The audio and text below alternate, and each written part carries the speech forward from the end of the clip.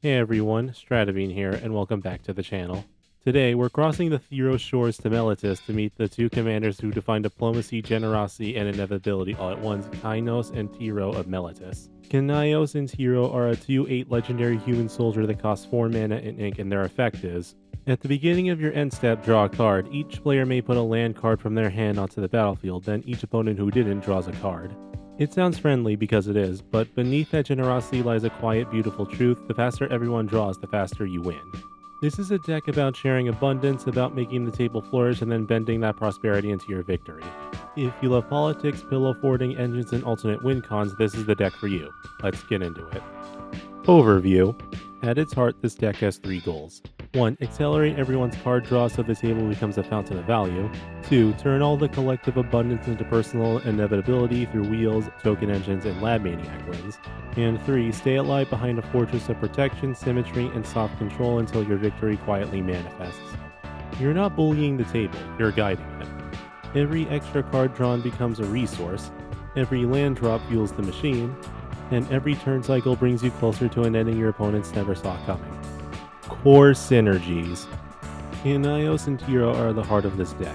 They're not commanders, they're a promise for more lands, mana, and draw power for everyone.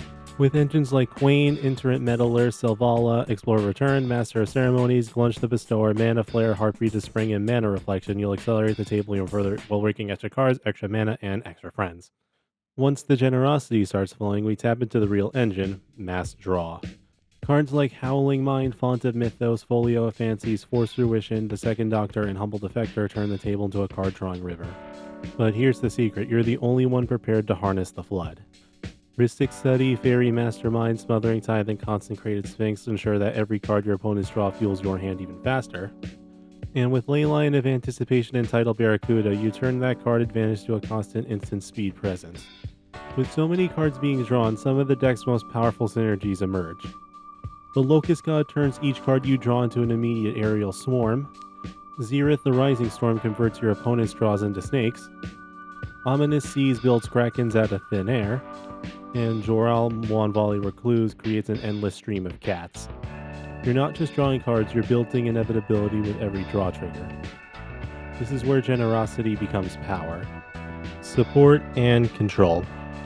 The group hug deck needs to stay alive long enough for its engines to blossom. This deck fortifies itself with Sphere of Safety, Collective Restraint, Maze of Ith, Teferi's Protection, and Selfless Squire. These aren't walls, they're diplomatic agreements. We're all drawing cards after all. When the world threatens to collapse, this deck holds strong. As mentioned earlier, Teferi's Protection keeps your board intact. Cyclonic Rift resets hostility while preserving goodwill. An offer you can't refuse, Swan Song, Strict Serenade, and Arcane Denial keep the peace on the stack.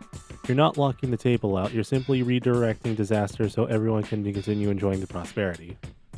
Threats happen, board wipes happen, but this deck is built to survive them.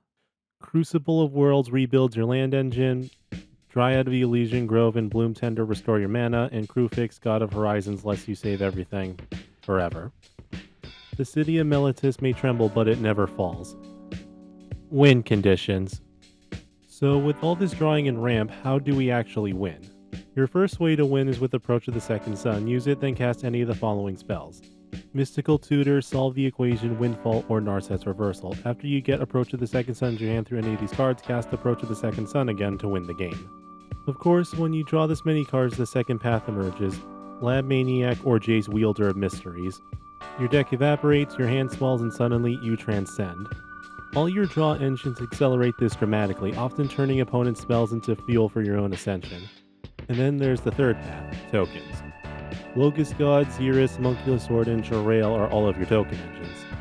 Every draw becomes an insect, every wheel becomes a storm, every turn cycle becomes a swarm of divine proportion. You didn't plan a war, but sometimes a piloting tips.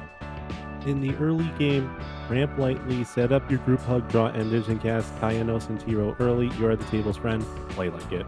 In the mid-game, establish your ways to benefit from your opponents, Locust God, Rhystic Study, Smothering Tithe, Consecrated Sphinx, and Tidal Barracuda for safety. Lean into politics, give small gifts, and avoid being the first to threaten.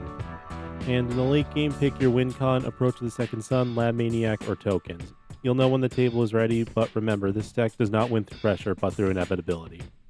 And that's Kynaios and Tiro of Meletis, the Kings of Harmony and the Architects of Abundance. A deck that doesn't crush the table, it uplifts it. A deck that wins not through brute force, but through enlightenment, generosity, and inevitability. If you enjoyed the video, be sure to like, subscribe, and let me know what commander you want to see next.